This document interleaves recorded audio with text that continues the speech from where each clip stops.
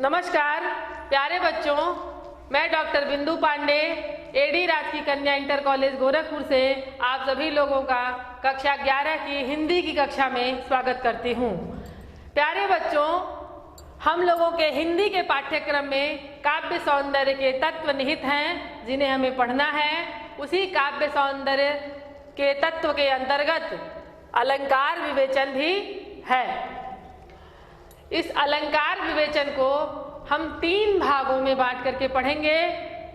इसका प्रथम भाग आज हमारी पाठ्य वस्तु है। आइए हम लोग देखते हैं कि इस पाठ के अंतर्गत हम किन किन बिंदुओं पर चर्चा करेंगे। हमारी चर्चा का विषय यह है, प्रथम हम यह जानेंगे कि अलंकार कहते किसको हैं, अलंकार का स्वरूप क्या होता है, अलंकार की परिभाषा क्या है, यह हम इसके अंतर्गत जानेंगे। दूसरा, अलंकार के कितने भेद होते हैं यह जानेंगे। उसके बाद शब्दालंकार और अर्थालंकार। जब हम अलंकार के भेद समझ लेंगे और ये जान लेंगे कि अलंकार के मुख्यतः 2 भेद हैं, शब्दालंकार और अर्थालंकार, तो शब्दालंकार और अर्थालंकार में क्या अंतर है इसको भी हम समझेंगे। उसके बाद शब्दालंकार के जो भेद यमक अलंकार और श्लेष अलंकार हैं, इनके मध्य क्या अंतर है इसको भी हम समझेंगे। उसके बाद प्यारे बच्चों, आज हम शब्दालंकार के भेद प्रभेद को विशेष रूप से पढ़ेंगे। तो आइए हम लोग आगे बढ़ते हैं और ये समझते हैं कि अलंकार का क्या स्वरूप है, अलंकार की क्या परिभाषा है और अलंकार किसको कहते हैं। यह आप लोगों के समक्ष अलंकार की परिभाषा है। अलंकार का शाब्दिक अर्थ होता है अलंकृत करने वाला। अलंकरोतीति अलंकारः, अर्थात जो विभूषित करता है उसे अलंकार कहते हैं। जिस प्रकार आभूषण शरीर की शोभा को बढ़ाते हैं, उसी प्रकार से अलंकार काव्य की शोभा को बढ़ाते हैं। सरल शब्दों में काव्य की सुंदरता बढ़ाने वाले जो अंग हैं उन्हें ही अलंकार कहा जाता है। प्यारे बच्चों, एक प्रसिद्ध काव्याचार्य हुए हैं आचार्य दंडी। उन्होंने बहुत ही सरल शब्दों में अलंकार की परिभाषा लिखते हुए कहा है, काव्य शोभा करान धर्मान अलंकारान प्रचक्षते। हम एक बार पुनः इसका पाठ कर रहे हैं, आप लोग अवधान पूर्वक सुनिए। काव्य शोभा करान धर्मान अलंकारान प्रचक्षते, अर्थात काव्य के जो शोभा करने वाले, शोभा को बढ़ाने वाले शोभाकार धर्म हैं उन्हें अलंकार कहते हैं। प्यारे बच्चों, हम अलंकार की 2 और सामान्य विवेचना आप लोगों को बताएंगे। आइए हम उनको समझते हैं। प्रथम हम यह समझेंगे कि अलंकार शब्द कैसे अपने आप को सार्थक सिद्ध कर रहा है, कैसे यह अपनी व्युत्पत्ति लभ्य अर्थ को सही सिद्ध कर रहा है। अर्थात अलंकार शब्द अपने स्वरूप को कैसे परिभाषित करता है, इसको हम 2 भागों में बांट करके इस शब्द को 2 भागों में बांटेंगे और उसके अर्थ को समझेंगे। इसमें प्रथम पद है अलम, दूसरा पद है कार।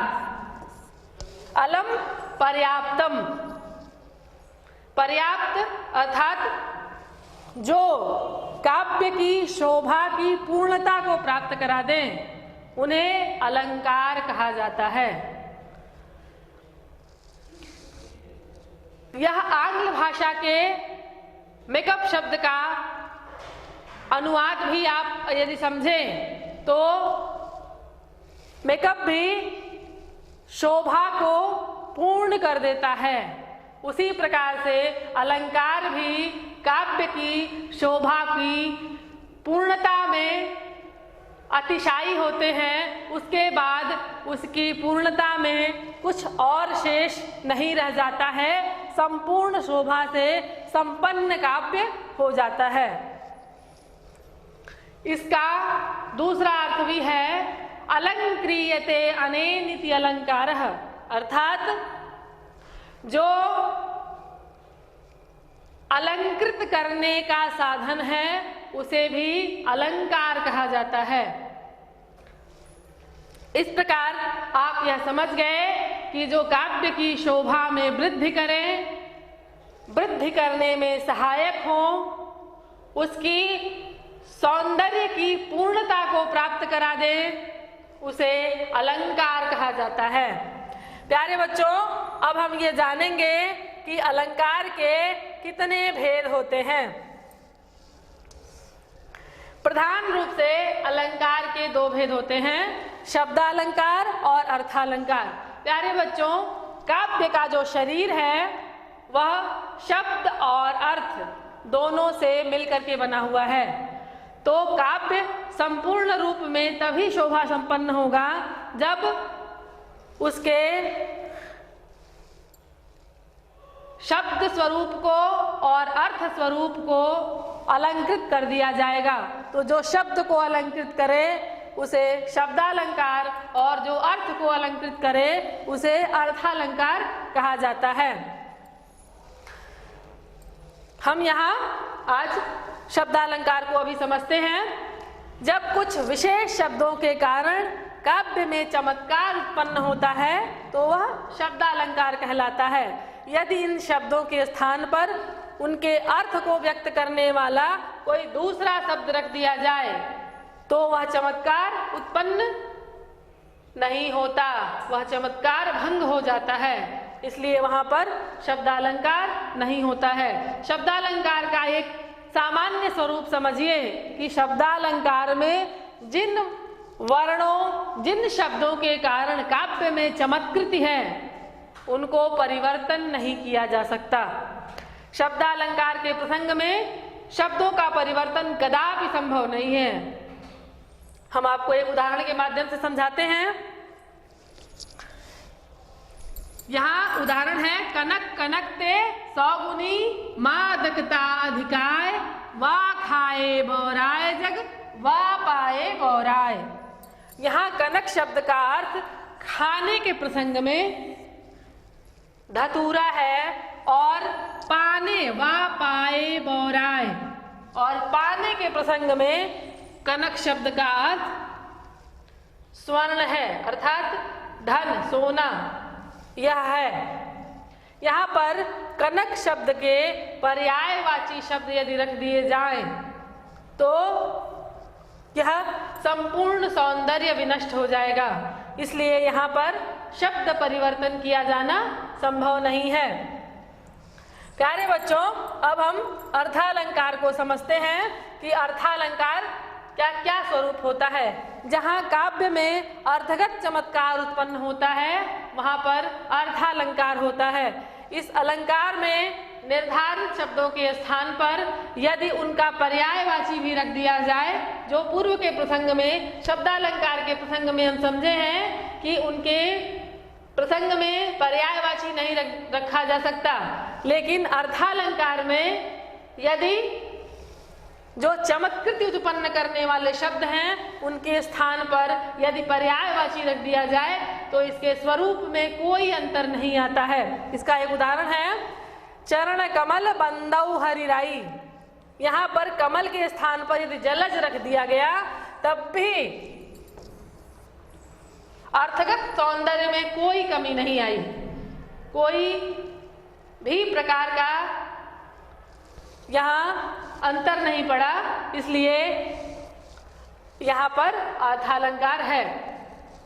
अब हम ये जानेंगे कि अलंकार जो हम पढ़ रहे हैं उसमें सर्वप्रथम शब्दालंकार के कितने भेद होते हैं। प्यारे बच्चों, यहाँ थोड़ा समझने की बात है कि हम सर्वप्रथम शब्दालंकार को ही क्यों पढ़ रहे हैं। हमारी बुद्धि में जब काव्य पढ़ते हैं तो सर्वप्रथम शब्द ही आते हैं। तदनंतर अर्थ की उपस्थिति होती है।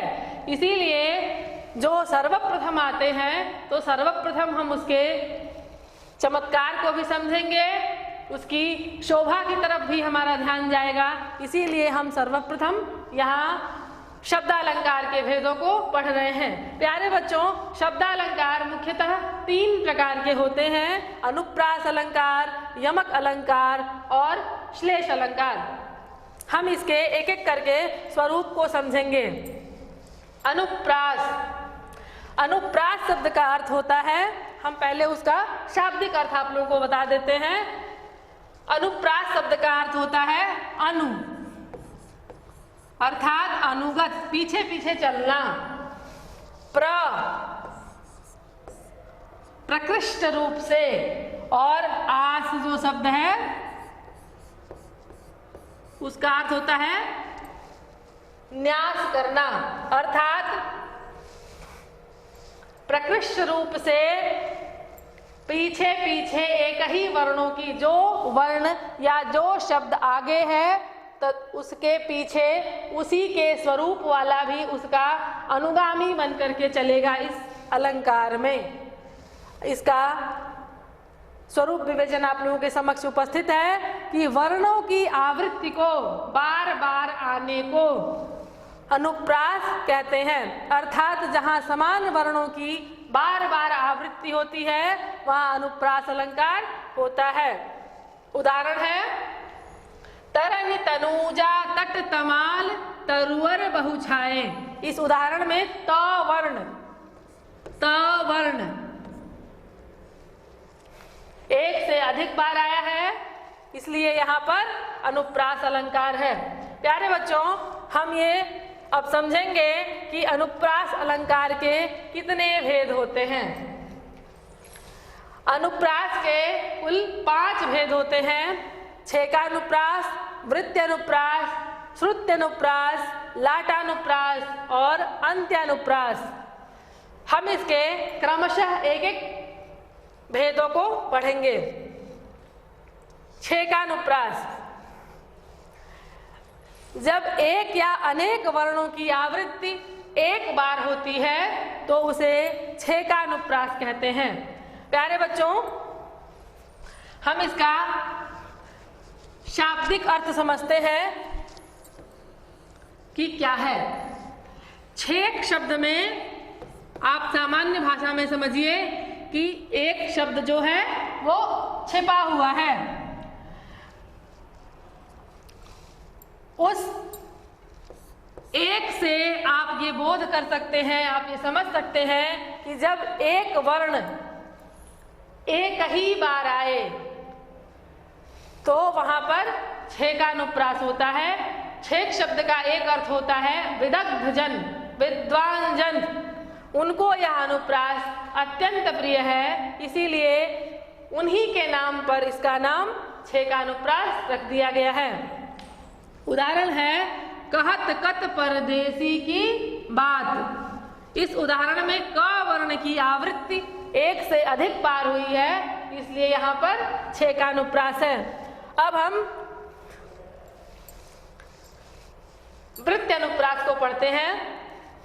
वृत्य, वृत्य शब्द का अर्थ होता है वर्तन करना, व्यवहार करना। व्यवहार किसका किया जाता है? जो समाज में स्वीकार्य हो, शोभनीय हो, कल्याणकारक हो, सबके हृदय को सुख पहुंचाने वाला हो, यह जो अलंकार है वृत्त्यनुप्रास, यह अत्यंत सरल, सुखद और काव्य में सहजता से समाविष्ट हो जाने वाला, सहजता से चमत्कृत उत्पन्न करने वाला होता है। इसीलिए इसके गुणों के नाम पर ही इसका नाम वृत्त्यनुप्रास रख दिया गया है। इसकी सामान्य परिभाषा है जहाँ एक वर्ण की अनेक बार आवृत्ति होती है वहाँ वृत्त्यनुप्रास होता है। इसका उदाहरण है रघुपति राघव राजा राम। इस उदाहरण में र वर्ण की आवृत्ति एक से अधिक बार हुई है, इसलिए यहाँ पर वृत्त्यनुप्रास है। अब श्रुत्यनुप्रास, जब आप लोग व्याकरण का भाग पढ़ रहे थे उस समय आप लोगों को प्रत्येक वर्णों का उच्चारण स्थान बताया गया होगा।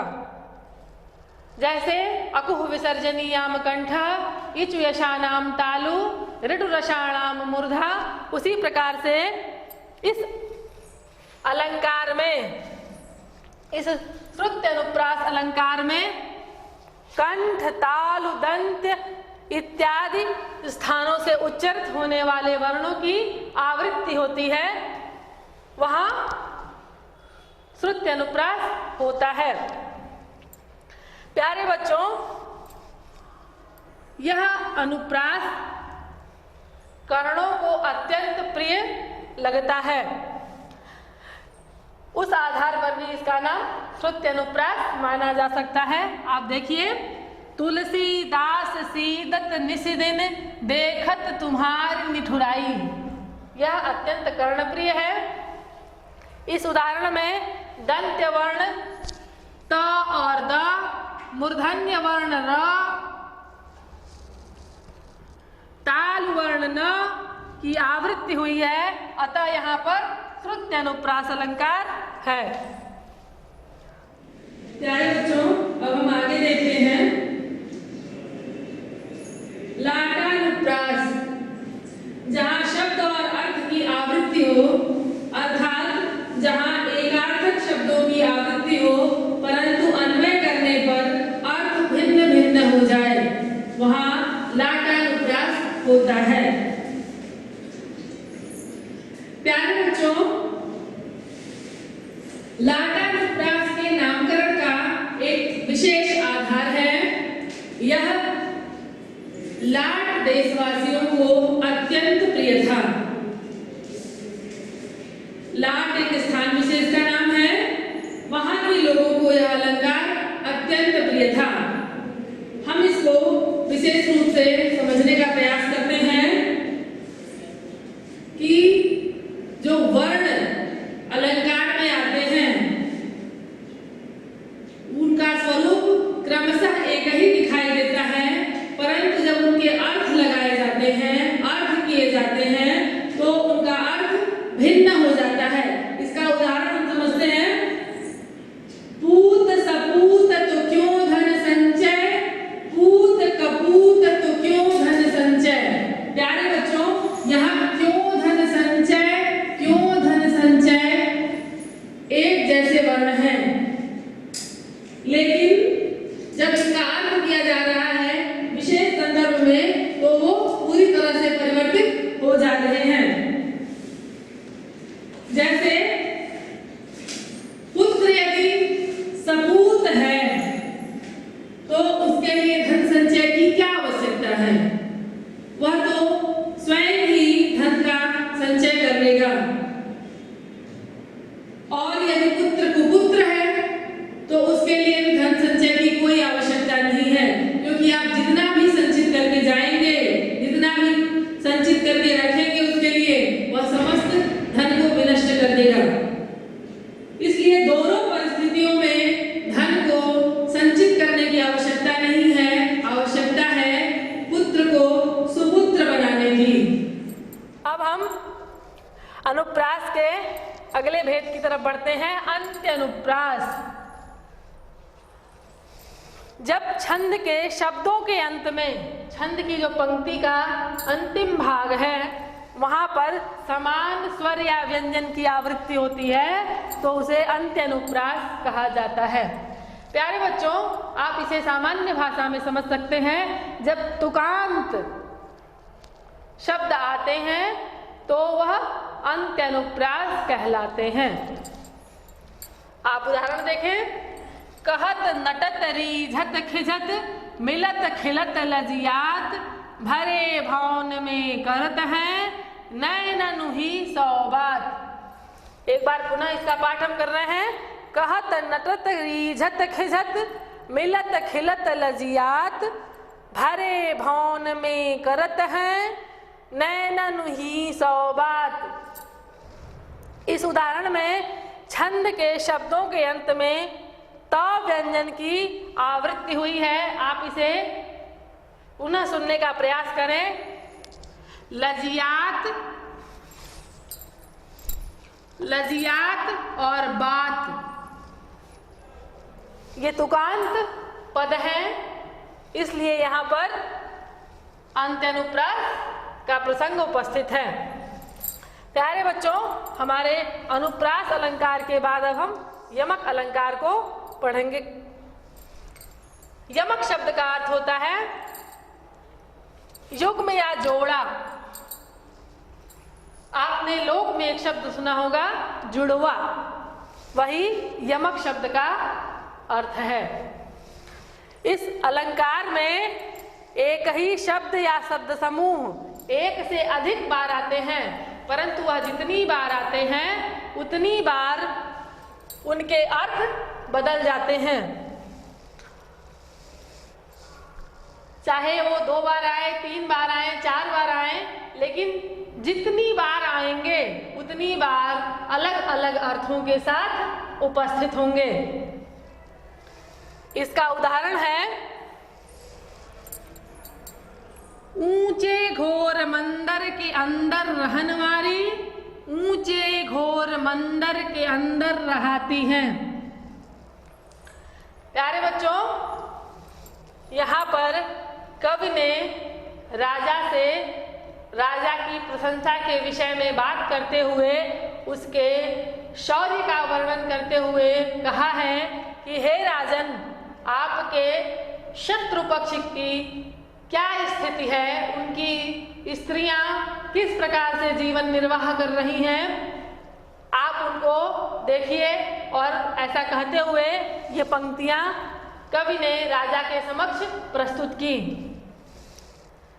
इनका अर्थ हम पहले समझ लेते हैं। इनका अर्थ है कि वो उन स्त्रियों की क्या दशा है। हे राजन, ऊंचे घोर मंदिर के अंदर रहन वाली, जो ऊंचे भव्य मंदिर महल के अंदर रहती थी, रहने वाली थी, वर्तमान समय में क्या कर रही हैं? ऊंचे घोर मंदिर के अंदर रहती हैं। वो क्या कर रही हैं अब? घोर मंदिर, भयंकर कंदराओं के अंदर रह रही हैं। आपसे छुप करके वो अब कंदराओं में जाकर के रह रही हैं। आपका शौर्य, आपका प्रताप इतना प्रबल हो गया है कि आपके भय से शत्रु सपरिवार कंदराओं में छिप करके रह रहे हैं। इस उदाहरण में ऊंचे घोर मंदिर शब्द 2 बार आए हैं और प्रत्येक बार उनका अर्थ भिन्न भिन्न है। प्रथम बार में मंदिर शब्द का जो अर्थ है वह है महल, और दूसरी बार जो मंदिर शब्द आया है उसका अर्थ है कंदराएं। इस प्रकार यहाँ पर यमक अलंकार है। प्यारे बच्चों,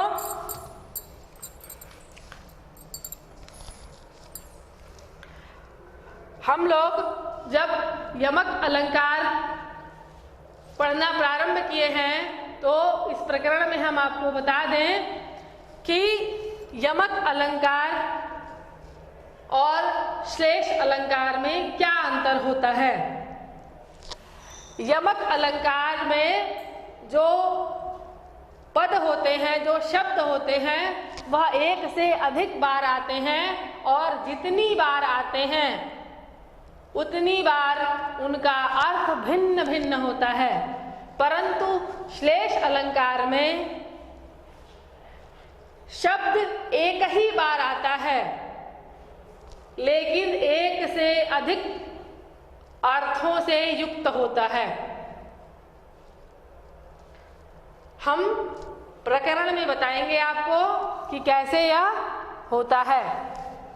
आप बस इतना ही ध्यान रखिए कि इसमें जितनी बार आएगा, एक से अधिक बार आएगा, और जितनी बार आएगा उतने उतने अर्थों के साथ होगा तो यमक होगा, और एक बार आएगा और एक से अधिक अर्थ होंगे तो श्लेष अलंकार होंगे। आइए हम लोग श्लेष अलंकार को देखते हैं। श्लेष अलंकार, श्लेष शब्द श्लेष धातु से बना हुआ है। इसके प्रसंग में हम यह जानते हैं कि इसका अर्थ होता है चिपकना। इस अलंकार में श्लिष्ट शब्द एक ही बार आता है, परंतु उसमें एक से अधिक अर्थ चिपके रहते हैं।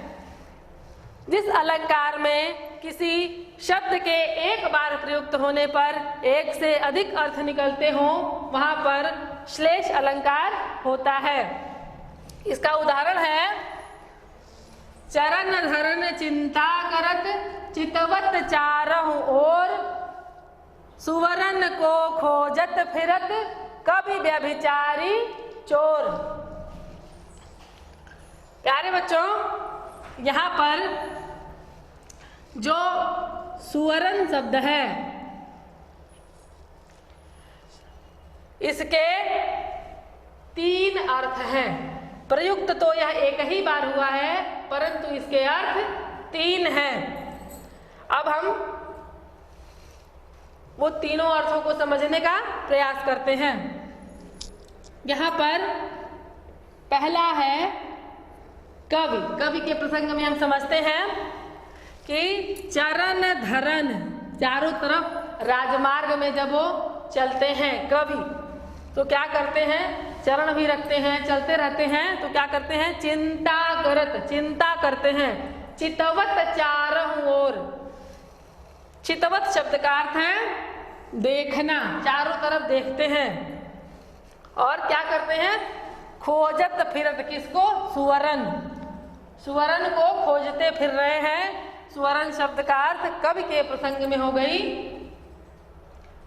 सुंदर काव्य वस्तु, कि हम कहाँ से कौन सी चीजों से प्रेरणा लेकर के उसको अपनी कविता को अत्यधिक रमणीय बना करके प्रस्तुत कर सकते हैं। यह कवि के प्रसंग में हो गया। व्यभिचारी, व्यभिचारी भी यही कार्य कर रहे हैं, चारों तरफ जा रहे हैं, चिंता कर रहे हैं, देख रहे हैं और खोज रहे हैं। तो वहाँ व्यभिचारी के प्रसंग में सुवरन शब्द का अर्थ होगा सुंदर स्त्री। और चोर, चोर के प्रसंग में सुवरन शब्द का अर्थ होगा धन, सुवर्ण। इस प्रकार यहाँ सुवरन शब्द एक ही बार आया है, परंतु उसके 3 अर्थ हैं। कवि के प्रसंग में सुंदर काव्यकृति, व्यभिचारी के प्रसंग में सुंदर स्त्री और चोर के प्रसंग में धन, सुवर्ण। अतः यहाँ पर श्लेष अलंकार है। प्यारे बच्चों, अब हम इसके अभ्यास प्रश्न को देखते हैं। अभ्यास प्रश्न, ये हमारे अभ्यास प्रश्न है। वर्णों की आवृत्ति किस अलंकार में होती है? ये हमारा पहला प्रश्न है। दूसरा प्रश्न है कारी क्रूर कोकिल कहाँ का बैर काढ़तिरी, इस पंक्ति में कौन सा अलंकार है? तीसरा है नगन जड़ाती थी वे नगन जड़ाती हैं। बहुत अच्छे से आपको ये स्मरण आ गया होगा कि ये कहाँ का प्रसंग है और इसमें कौन सा अलंकार है। चौथा है ऊधो जोग जोग हम नाही, हे ऊधो हम जोग के जोग नहीं हैं। इस पंक्ति में कौन सा अलंकार है? पांचवा प्रश्न है जहाँ कोई शब्द एक बार प्रयुक्त हो किंतु प्रसंग भेद से उसके अर्थ एक से अधिक हो जाए, वहाँ पर कौन सा अलंकार होता है? प्यारे बच्चों, आज के लिए इतना ही। शेष अगली कक्षा में पढ़ते हैं। धन्यवाद।